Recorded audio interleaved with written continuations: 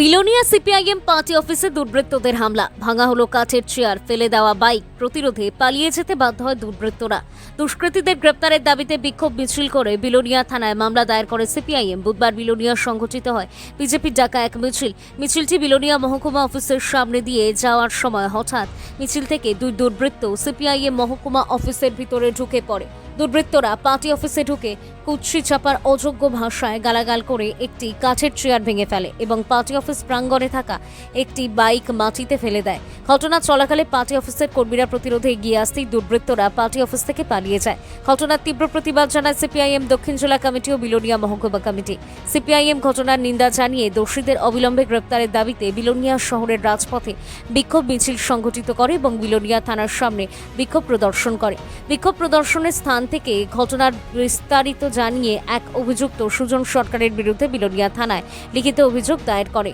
CPIM এক বিবৃতিতে জানায়, অপর অভিযুক্তের পরিচয় জানা যায়নি, তবে মূল অভিযুক্ত সুজন সরকারের গ্রেপ্তার করে জিজ্ঞাসাবাদ চালালে অপর অভিযুক্তকে গ্রেপ্তার করতে পারবে পুলিশ।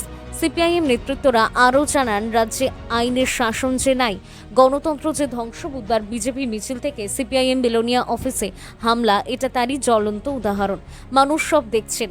মানুষ সময় মতো গণতান্ত্রিক ব্যবস্থা ফিরিয়ে আনতে ও রাজ্যে আইনের শাসন প্রতিষ্ঠা করতে গুরুত্বপূর্ণ ভূমিকা গ্রহণ করবেন।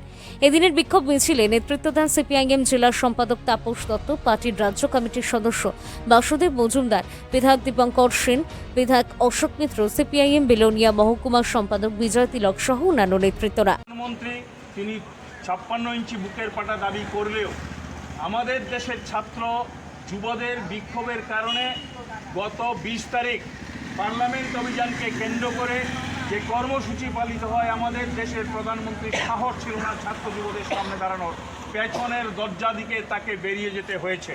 তারই প্রতিবাদে গোটা দেশ জুড়া এখন অব্যাহত লড়াই, এবং সেই লড়াইতে বিজেপি ভয় পেয়েছে এবং সেই কারণে আজকে তারা মিছিলের নামে সিপিআইএম অফিসে ঢুকে ভাঙচুর করে এবং সিপিআইএম অফিসে গালাগালাজ করে।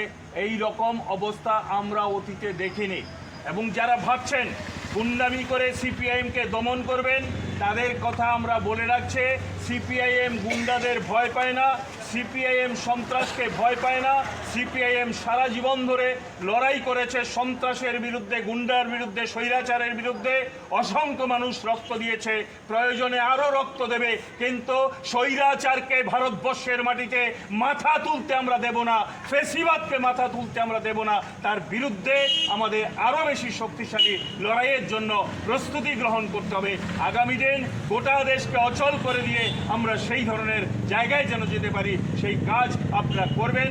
এবং যে ঘটনা সংঘটিত হয়েছে তার তীব্র নিন্দা জানাচ্ছে। আমরা থানার সামনে বিক্ষোভ দেখিয়েছে, একইভাবে আসামিদের গ্রেপ্তারের দাবি জানাচ্ছে। ওসি কথা দিয়েছেন, আসামি গ্রেপ্তার হবে, ব্যবস্থা হবে। যদি না হয় তাহলে আগামী দিন আমরা বৃহত্তর লড়াই করব। ইনকিলাব জিন্দাবাদ, সিপিআইএম জিন্দাবাদ।